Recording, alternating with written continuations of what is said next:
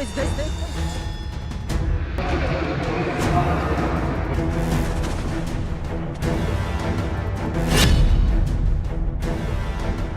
पाकिस्तान के पूर्व पीएम इमरान खान को लेकर पाकिस्तान में मचा गदर। सुप्रीम कोर्ट के आदेश के बाद अडियाला जेल से कड़ी सुरक्षा के बीच अस्पताल ले जाकर मेडिकल चेकअप कराया गया। डॉक्टरों की टीम द्वारा परीक्षण के बाद उन्हें वापस जेल हस्तांतरित कर दिया गया है। पाकिस्तानी मीडिया डॉन का दावा, इमरान को इलाज के लिए विदेश भेजा जा सकता है। पाकिस्तानी सेना प्रमुख आसिम मुनीर ने बलूचिस्तान के राजनीतिक और सामाजिक नेताओं से बात करते हुए बलूच विद्रोहियों और अलगाववादी संगठन को विदेशी शक्तियों के इशारे पर काम करने वाले प्रॉक्सी करार दिया। जनरल मुनीर का दावा है, विदेशी ताकतें बलूचिस्तान के विकास और सीपीईसी परियोजना को बाधित करने के लिए बलूचिस्तान को अस्थिर कर रही हैं।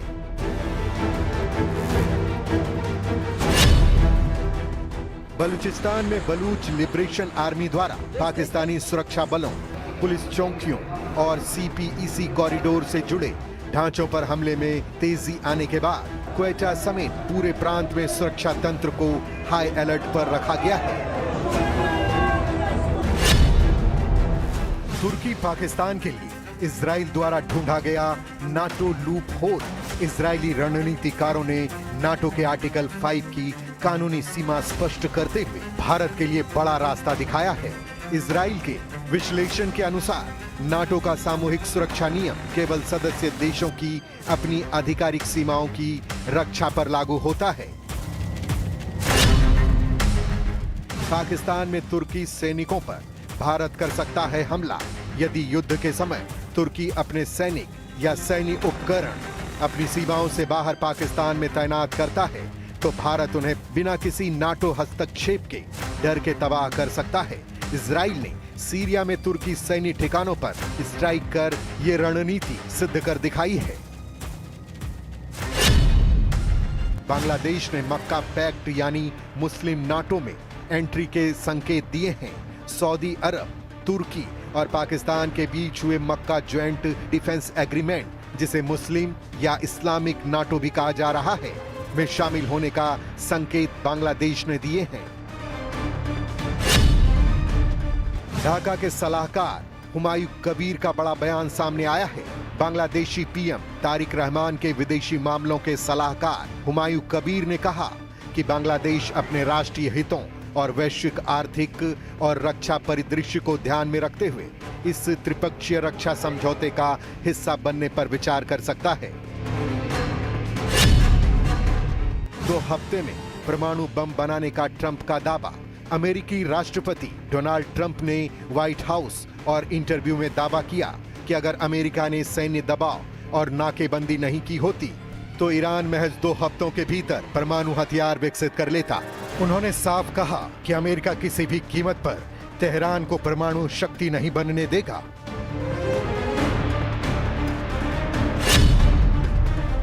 स्ट्रेट ऑफ हॉर्मुज पर अमेरिकी नियंत्रण का दावा किया गया है।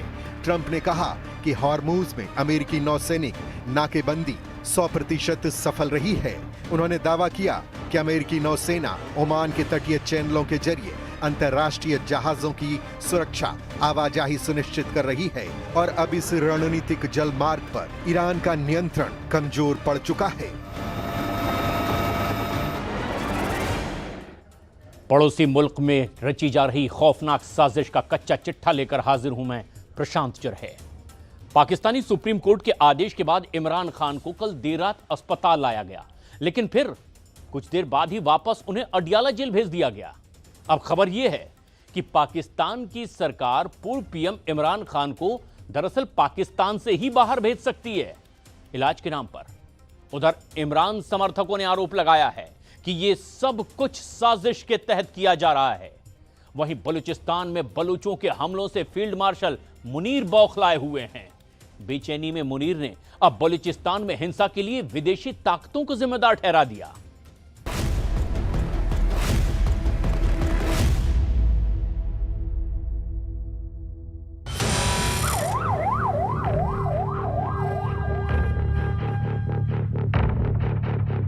क्या इमरान खान के खिलाफ कोई बड़ी साजिश चल रही है?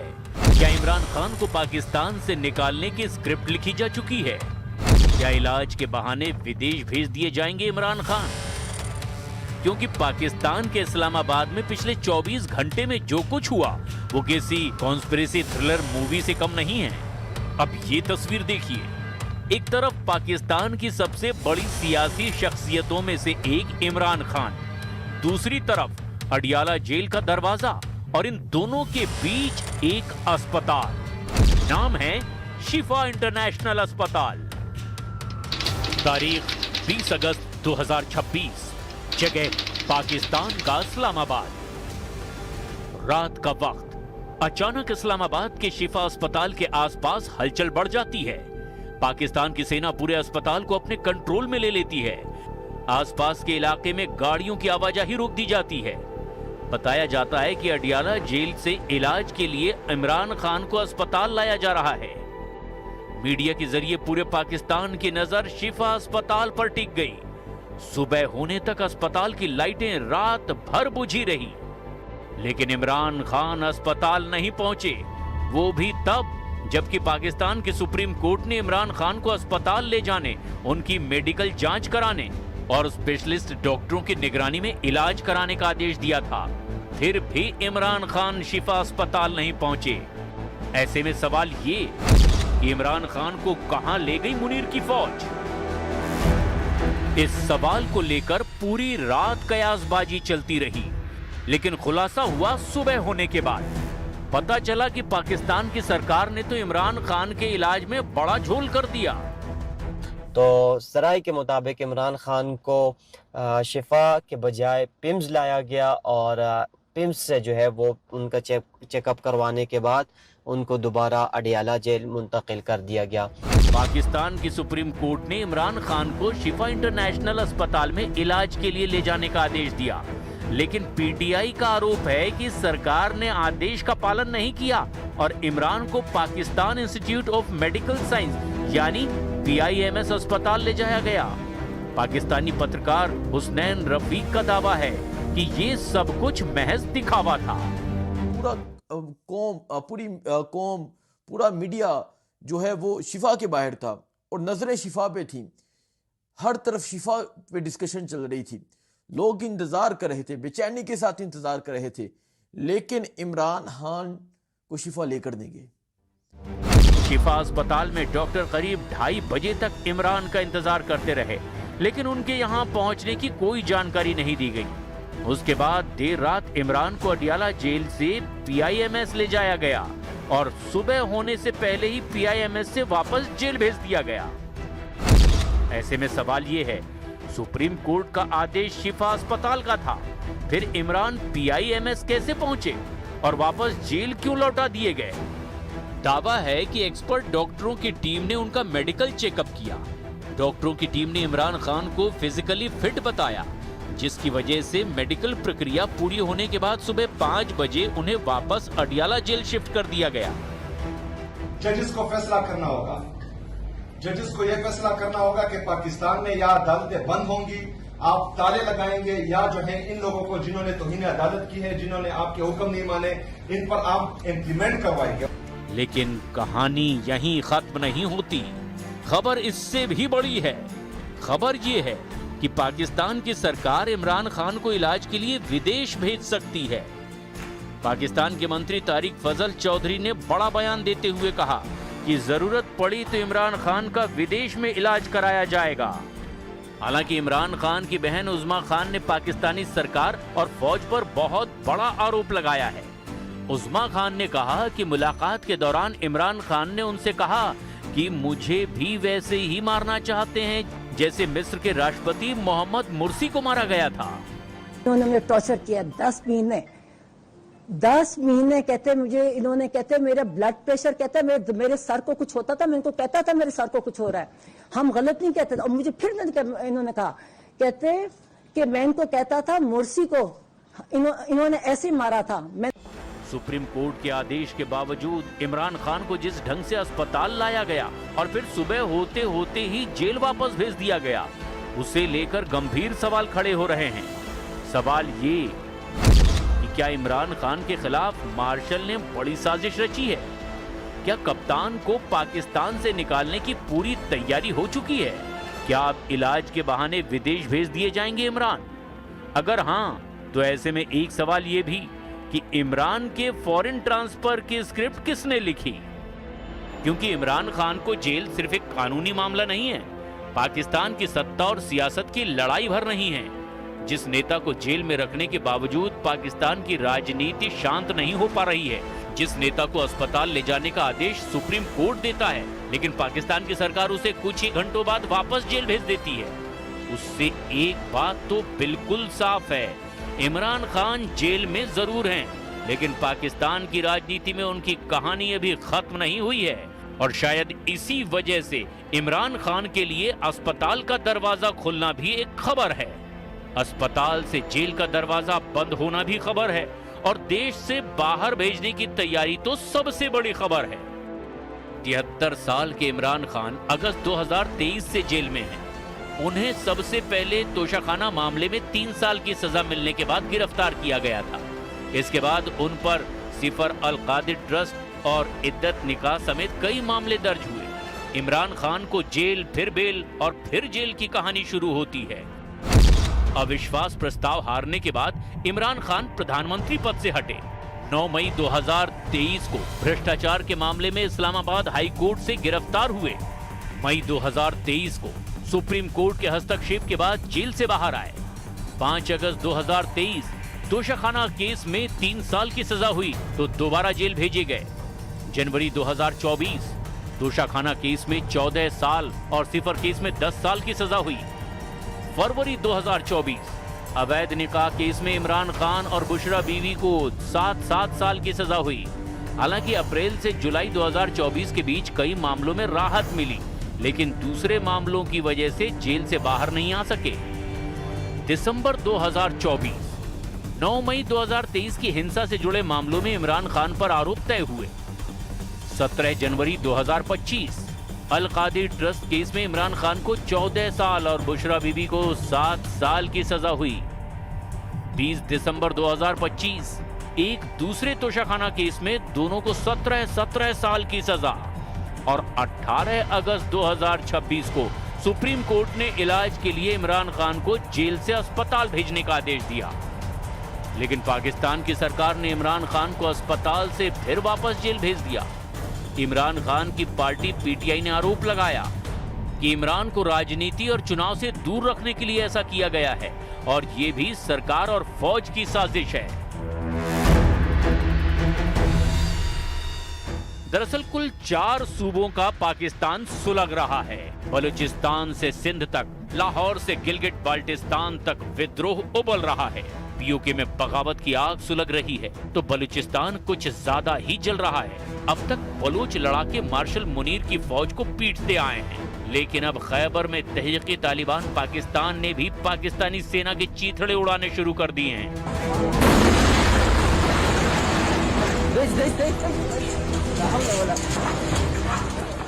सबसे भयानक हालात बलूचिस्तान में हैं।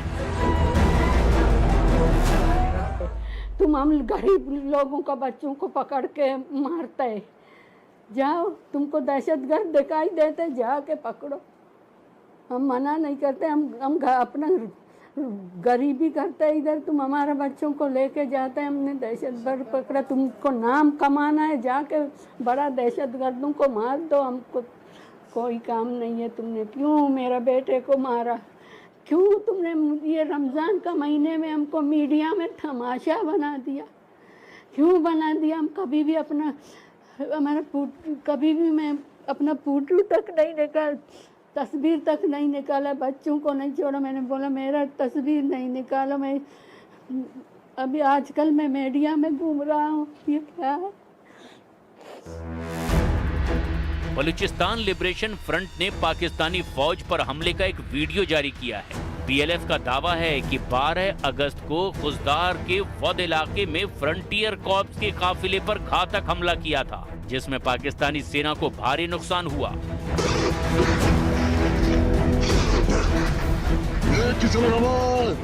इससे पहले एक वीडियो बीएलए एक्टिविस्ट मीर यार बलोच ने भी जारी किया था। धू धू कर जलते इन ट्रकों का वीडियो जारी करके मीर यार बलोच ने पाकिस्तान की सरकार और सेना को खुली चुनौती दी। उन्होंने साफ बोल दिया कि बलूचिस्तान की संपदा अब पाकिस्तान की अर्थव्यवस्था के लिए सप्लाई लाइन नहीं बनेगी, क्योंकि बलूचिस्तान अब सहायता नहीं साझेदारी चाहता है।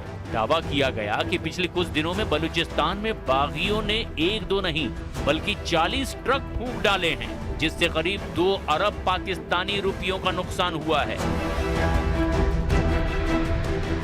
इसके अलावा मस्तूंग में पाकिस्तान की सेना को उसके ही कैंप से खदेड़ दिया गया।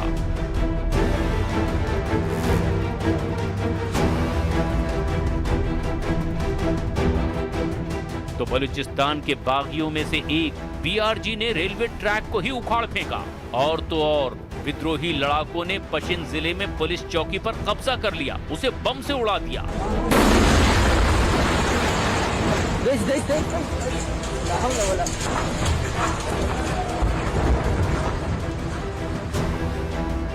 इनका कहना है कि बलूचिस्तान की पूर्ण आजादी तक हमले ऐसे ही जारी रहेंगे।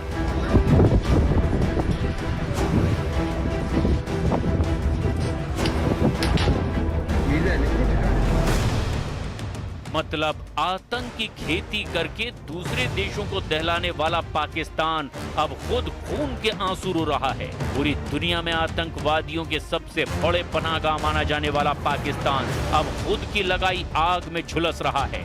शहबाज से सरकार और मुनीर से फौज संभल नहीं रही। पाकिस्तान के नाकाबिल हुक्मरानों को अपने गिरेबान में झांकने की अब जरूरत है, लेकिन वो बिना सबूत के दूसरों पर ठीकरा फोड़ने में लगे हुए हैं।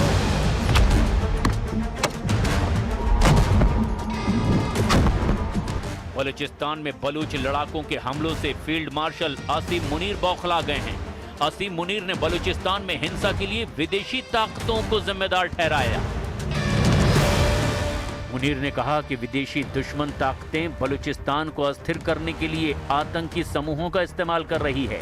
मुनीर ने कहा कि पाकिस्तान की सेना बलूचिस्तान के विकास में बाधा डालने वाली दुश्मन ताकतों की साजिशों को नाकाम करेगी। कभी कबायलियों को उकसाकर तो कभी कश्मीरियों के हाथों में हथियार थमाकर पाकिस्तान भारत भेजता रहा, लेकिन अब अपने ही घर में आग लगी तो फील्ड मार्शल मुनीर को प्रॉक्सी वॉर दिखने लगी। हालांकि पाकिस्तान की पोल खुद पाकिस्तान के कब्जे वाले कश्मीर के लोग समय समय पर खोलते रहते हैं।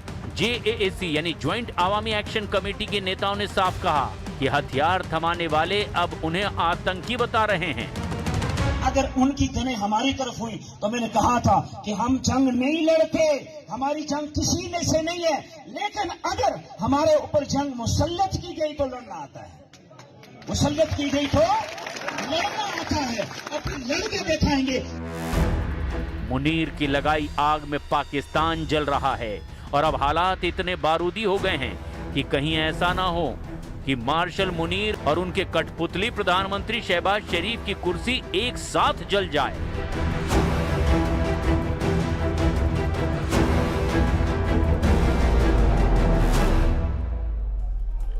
तुर्की, पाकिस्तान और सऊदी अरब के अब नए मक्का रक्षा समझौते से दक्षिण एशिया से लेकर के मिडिल ईस्ट तक जबरदस्त सनसनी मची हुई है।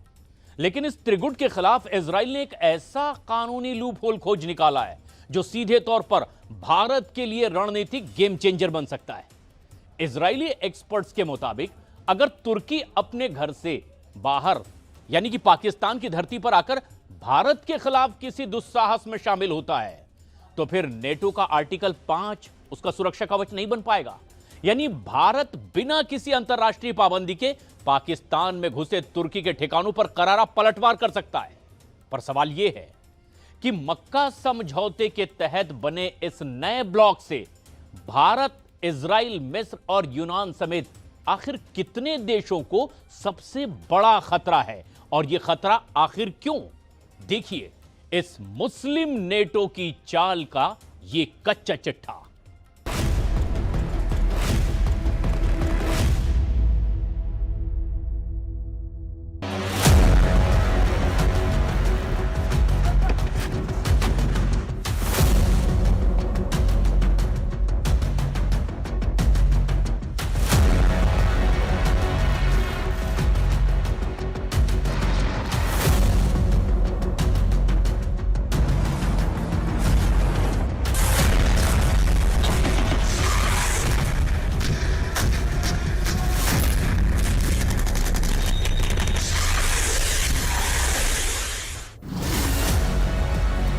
तुर्की और पाकिस्तान की बढ़ती नजदीकियों के बीच इजराइल ने एक ऐसा कानूनी लूप होल ढूंढ निकाला है जो भारत के लिए रणनीतिक तौर पर गेम चेंजर साबित हो सकता है। इजरायली खुफिया विश्लेषकों का मानना है कि अगर तुर्की के सैनिक अपनी सीमाओं से बाहर जैसे सीरिया या पाकिस्तान में मौजूद हैं और वहां से हमला करते हैं तो उन पर जवाबी हमला करना नेटो के आर्टिकल 5 का उल्लंघन नहीं होगा। यानी अगर कल को भारत और पाकिस्तान के बीच युद्ध होता है और तुर्की अपने सैनिक या सैन्य ठिकाने पाकिस्तान में तैनात करता है तो भारत बिना नेटो के डर के उन्हें निशाना बना सकता है। कहने का मतलब साफ है कि जिस मक्का रक्षा समझौते पर 7 अगस्त 2026 को पाकिस्तान, सऊदी अरब और तुर्की ने हस्ताक्षर किए, उस मक्का समझौते के तहत अगर पाकिस्तान ने तुर्की के साथ साजिश करके भारत पर हमला करने या फिर भारत को घेरने की कोशिश की तो यकीन मानिए भारत न सिर्फ पाकिस्तान को रौंद डालेगा बल्कि जरूरत पड़ने पर पाकिस्तान में मौजूद तुर्की की सेना पर भी हमला कर सकता है। और अगर भारत मजबूरी में या आत्म सुरक्षा में ऐसा करता है तो ये मक्का समझौते के उस नियम का उल्लंघन नहीं होगा जिसके तहत किसी एक देश पर हमला होने पर तीनों देशों पर हमला माना जाएगा। सबसे पहले ये जान लीजिए कि पाकिस्तान, तुर्की और सऊदी अरब ने जिस मुस्लिम नेटो को बनाया है उससे सबसे बड़ा खतरा कितने देशों को है और क्यों है।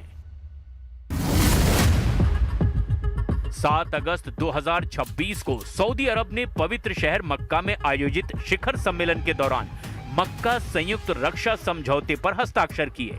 इस ऐतिहासिक समझौते पर सऊदी क्राउन प्रिंस मोहम्मद बिन सलमान, तुर्की के राष्ट्रपति रेसिप तैयब एर्दोगन और पाकिस्तान के प्रधानमंत्री शहबाज शरीफ ने हस्ताक्षर किए। ये त्रिपक्षीय संधि सितंबर 2025 में हुए सऊदी पाकिस्तान रक्षा समझौते का विस्तार है। इसमें अब तुर्की को भी शामिल कर लिया गया है।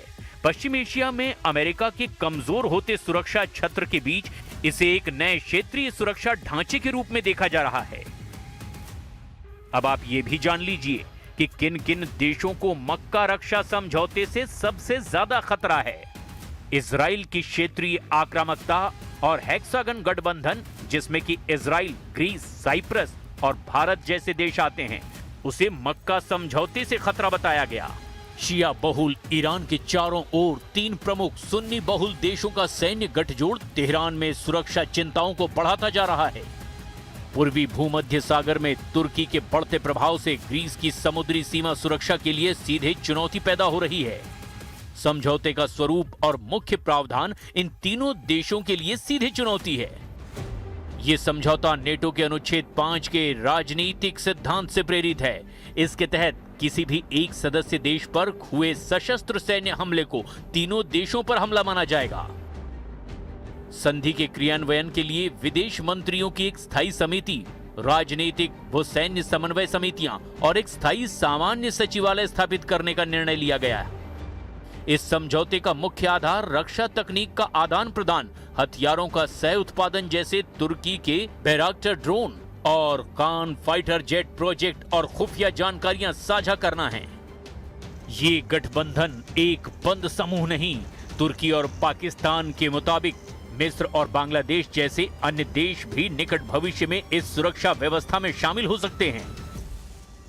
امریکا در عربستان حمله بکنه این پاکستان هیچ عکس العمل نشون نمیده، حتی ترکیه، چون میدونن اگه عکس العمل نشون بدن وارد جنگی خواهند شد که طرفش ایران خواهد بود.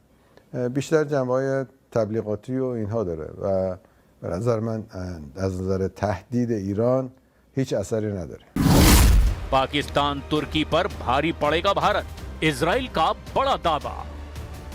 इजराइल ने पाकिस्तान और तुर्की और भारत पर हमले को लेकर एक ऐसा सनसनीखेज दावा किया है जिसे भारत का मास्टर स्ट्रोक माना जा रहा है। अगर कल को भारत और पाकिस्तान के बीच युद्ध होता है और तुर्की अपने सैनिक या सैन्य ठिकाने पाकिस्तान में तैनात करता है तो भारत बिना नेटो के डर के उन्हें निशाना बना सकता है। तुर्की से लगातार बढ़ते तनाव के बीच इजराइल के रणनीतिकारों ने नेटो के आर्टिकल 5 के तौर तरीकों और उनके दायरों की बारीकी से जांच पड़ताल की है। उनका निष्कर्ष है कि सामूहिक सुरक्षा की गारंटी उन तुर्की सैन्य कंपनियों की सुरक्षा नहीं करती जो देश की सीमाओं के बाहर काम कर रही हैं। इजराइल हायोम के मुताबिक अब ये माना जा रहा है कि सीरिया में तैनात तुर्की सेना पर इजराइल के हमले को अपने आप नेटो के सामूहिक सुरक्षा तंत्र के दायरे में नहीं माना जाएगा। इसी निष्कर्ष के आधार पर इजराइल तुर्की सेना के वहां पहुंचने से पहले ही उसके सैन्य ठिकानों पर हमला करने के विकल्प खोज रहा है। नेटो के नियम के मुताबिक अगर किसी सदस्य देश जैसे कि तुर्की पर कोई हमला होता है तो बाकी सभी देश उसे अपने ऊपर हमला मानेंगे और मिलकर बचाव करेंगे। लेकिन इजरायली रणनीतिकारों ने साफ कर दिया है कि नेटो का सामूहिक सुरक्षा का ये नियम सिर्फ सदस्य देश की अपनी आधिकारिक सीमा की रक्षा के लिए लागू होता है। यानी भारत को इजराइल ने एक रास्ता दिखा दिया है। अगर तुर्की पाकिस्तान के अंदर अपने सैनिकों को भेजता है या फिर सैन्य ठिकाने बनाता है तो युद्ध के समय भारत उसे तबाह कर सकता है और नेटो इसमें दखल नहीं देगा। क्षेत्रीय सीमा का नियम। नेटो का आर्टिकल 5 यानी सामूहिक सुरक्षा व्यवस्था केवल और केवल किसी सदस्य देश जैसे तुर्की की अपनी आधिकारिक संप्रभु सीमाओं के भीतर लागू होता है। विदेशी धरती पर सुरक्षा शून्य।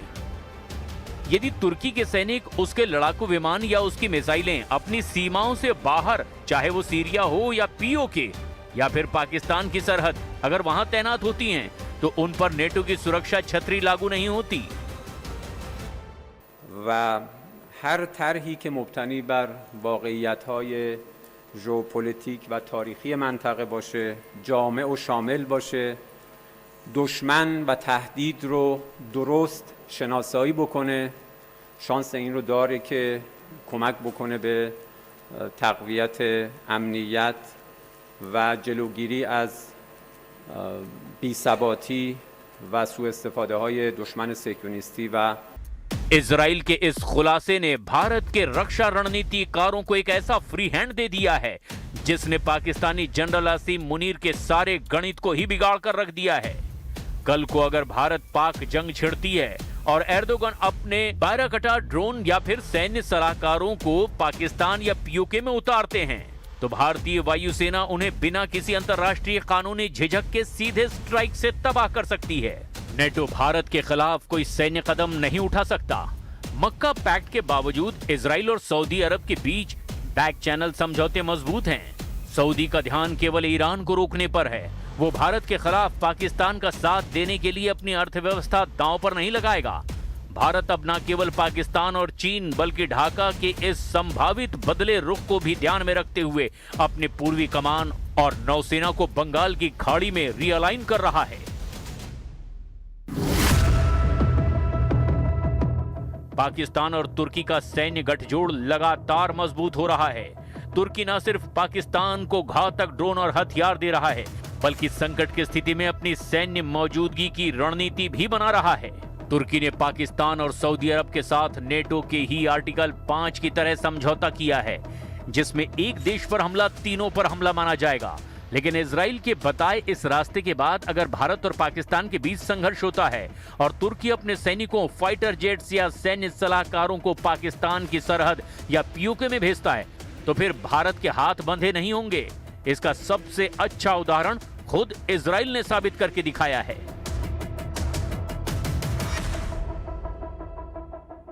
बीस अगस्त को सीरिया के अबू अल दुहर एयरबेस पर जिस तरीके से इजराइल ने बमबारी की, उस हमले से पता चला कि ये हिसाब किताब असल में कैसे काम कर सकता है। रनवे और मिलिट्री ठिकानों पर 8 हमले किए गए जबकि उस बेस पर तुर्की के सैनिक या उपकरण मौजूद नहीं थे। बाद में इजराइल ने कहा कि दमिश्क तुर्की की तैनाती की इजाजत देने की तैयारी कर रहा था, यानी इजराइल ने उस बेस को पहले ही उड़ा दिया जहां तुर्की के सैनिक पहुंचने वाले थे। रिपोर्ट के मुताबिक सीरिया में अगर तुर्की अपने लड़ाकू विमान या हथियारों की तैनाती करता है तो इजराइल उस पर हमले कर सकता है। अबू अल दुहर पर हुए हमलों का महत्व उनके समय पर निर्भर करता है। इजराइल का मानना है कि अगर वहां तुर्की के सैनिक मौजूद ना हो तो वो उस टारगेट को मुख्य रूप से मिलिट्री इंफ्रास्ट्रक्चर मानकर कार्रवाई कर सकता है। अगर वहां सैनिक मौजूद हों तो किसी भी हमले में तुर्की के सैनिकों के हताहत होने, जवाबी कार्रवाई, अमेरिका के शामिल होने और नेटो सदस्य के साथ सीधे टकराव का जोखिम होता है। लेकिन इजरायली सरकार के मुताबिक इन जोखिमों का मतलब ये नहीं कि नेटो इसमें दखल देगा ही। پیمانی که بسته شده هیچ اثری در جنگ ایران و آمریکا و رژیم صهیونیستی نخواهد داشت. بیشتر برای ایجاد یک اقدام بازدارنده تلقی میشه. अब ऐसी स्थिति में यह साफ कहा जा सकता है कि जिस मक्का रक्षा डील पर पाकिस्तान इतरा रहा है वो असल में पाकिस्तान की उस हार और छटपटाहट का नतीजा है जिसे उसने ऑपरेशन सिंदूर के दौरान झेला था। अब आगे देखा जाएगा कि क्या पाकिस्तान का भारत के खिलाफ तुर्की और सऊदी अरब साथ देंगे या नहीं।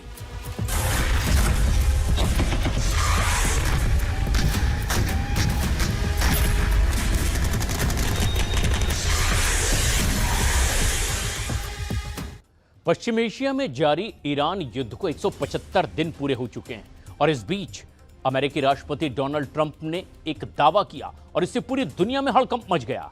ट्रंप का दावा है कि अगर अमेरिकी सेना तेहरान की पूरी तरह से नाकेबंदी नहीं करती तो ईरान महज 2 हफ्ते के भीतर अपना पहला परमाणु बम बना लेता।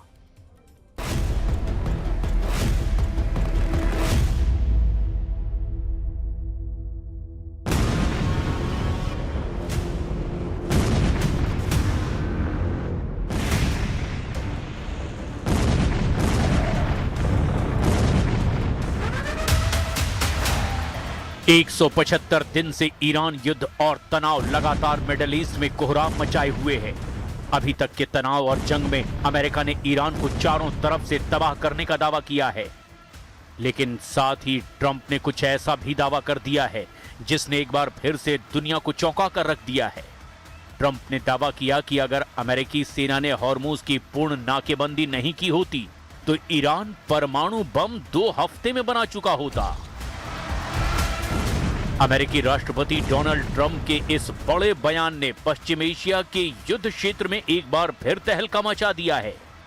डोनाल्ड ट्रंप के हालिया दावों के मुताबिक अगर अमेरिकी सेना और उसके खुफिया तंत्र ने तेहरान के परमाणु ढांचे पर समय रहते सटीक सैन्य हमले और नाकेबंदी नहीं की होती तो ईरान महज 14 दिनों में यानी 2 हफ्ते के भीतर ही अपना पहला काम चलाऊ परमाणु हथियार हासिल कर लेता।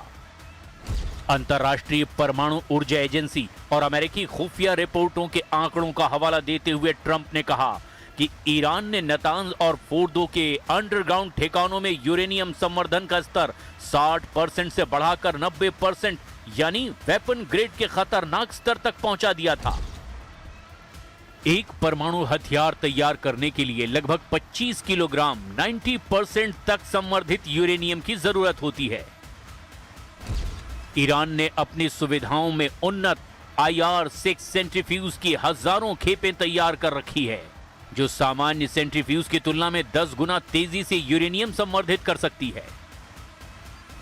2015 के परमाणु समझौते यानी JCPOA के दौरान ईरान का ब्रेकआउट टाइम 12 महीने था, जो अमेरिकी हमलों से ठीक पहले घटकर महज 10 से 14 दिन रह गया था। ट्रंप प्रशासन का दावा है कि अमेरिका के द्वारा B-2 स्टील्थ बम वर्षकों से किए गए प्रीएम्प्टिव स्ट्राइक्स ने ईरान की मुख्य संवर्धन केंद्रों को कम से कम 3 साल पीछे धकेल दिया है। नहीं दिखाएंगे ईरान का परमाणु, ट्रंप नेतन्याहू को काली बाफ का चैलेंज। ईरान के परमाणु ठिकानों पर अगर अमेरिका और इजराइल की सीधी पहुंच हो जाती है तो ये वाकई अमेरिका और इजराइल की ईरान पर सीधी जीत साबित करने का बेहतरीन मौका होगा।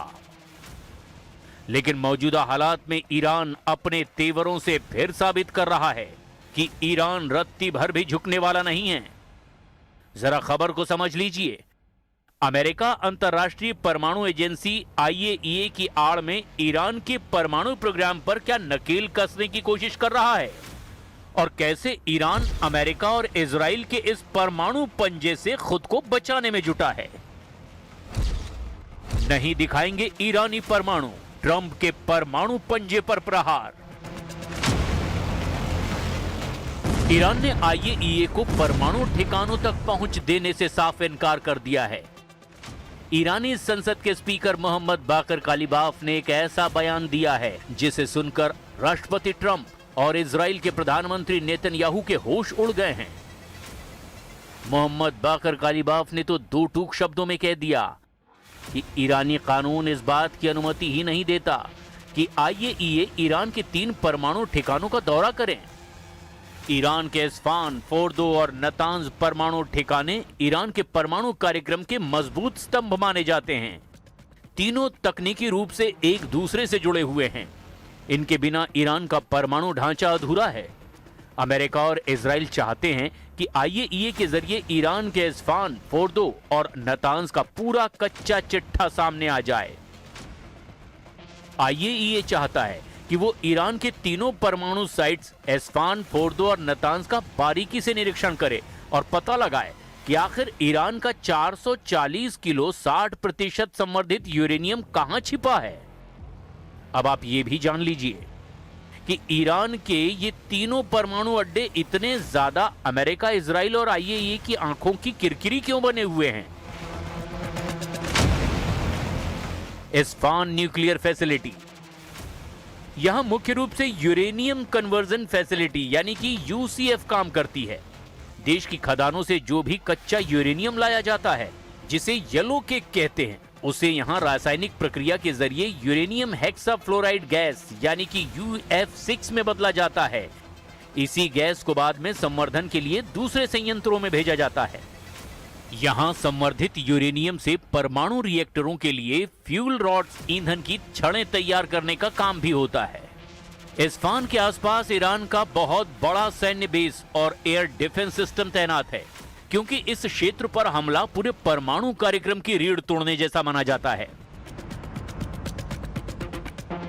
फोर्दो न्यूक्लियर फैसिलिटी, ईरान के पवित्र शहर कुम के पास मौजूद ये संयंत्र सुरक्षा के लिहाज से सबसे अभेद और रणनीतिक रूप से सबसे खतरनाक माना जाता है। फोर्दो को एक विशाल पहाड़ी के अंदर लगभग 250 से 300 फीट की गहराई में कंक्रीट की मोटी परतों के नीचे बनाया गया है। इस बनावट की वजह से इस पर पारंपरिक हवाई हमलों या फिर बड़े बंकर बस्टर बमों का असर होना लगभग नामुमकिन माना जाता है। यहां आधुनिक और एडवांस सेंट्रीफ्यूज जैसे कि IR6 के जरिए यूरेनियम को सीधे 60% या उससे ज्यादा शुद्धता तक समृद्ध किया जाता है, जो मेडिकल रिसर्च के नाम पर सैन्य स्तर के बेहद करीब है। नतांज न्यूक्लियर फैसिलिटी, ये ईरान का सबसे बड़ा केंद्रीय और मुख्य यूरेनियम संवर्धन संयंत्र है, जो इस्फान प्रांत के अंतर्गत ही नतांज शहर के पास मौजूद है। नतांज में बड़े पैमाने पर औद्योगिक स्तर पर यूरेनियम संवर्धन होता है। यहां जमीन के ऊपर और जमीन के नीचे विशाल हॉल्स बने हुए हैं, जहां हजारों की संख्या में सेंट्रीफ्यूज 24 घंटे घूमकर गैस को समृद्ध करते हैं। अपनी विशाल क्षमता की वजह से ही संयंत्र हमेशा इजराइल और अमेरिका के निशाने पर रहा है। ما فعلا داریم یک مسیر موقت رو طراحی می‌کنیم که بعد در مراحل بعدی تبدیل به مسیر نهایی بشه. یک کار فنی هست بین متخصصین دو کشور داره انجام میشه. نیروهای مسلح درگیرش هستن. به هر حال اونها صاحب نظر اصلی در این خصوص هستن. ممکن هست که به زودی به نتیجه برسیم ولی इसीलिए ईरान ने दो टूक कहा है कि हाल के हमलों का शिकार हुए अपने परमाणु ठिकानों का निरीक्षण करने के लिए अंतर्राष्ट्रीय परमाणु ऊर्जा एजेंसी के निरीक्षकों को वो अनुमति नहीं देगा। ईरानी संसद के अध्यक्ष मोहम्मद बाघेर कालिबाफ ने कहा कि इन ठिकानों तक IAEA की पहुंच की खबरें पूरी तरह से गलत हैं और देश का कानून इसकी इजाजत नहीं देता। सरकारी टीवी चैनल IRIB को दिए साक्षात्कार में गालिबाफ ने कहा कि ईरानी संसद और सर्वोच्च राष्ट्रीय सुरक्षा परिषद ने ऐसा कानून बनाया है जिसके तहत बमबारी से प्रभावित परमाणु स्थलों तक किसी भी परिस्थिति में विदेशी निरीक्षकों को पहुंच नहीं दी जा सकती। उन्होंने कहा है कि निरीक्षकों को वही पहुंच मिलेगी जिसकी अनुमति सर्वोच्च राष्ट्रीय सुरक्षा परिषद देगी।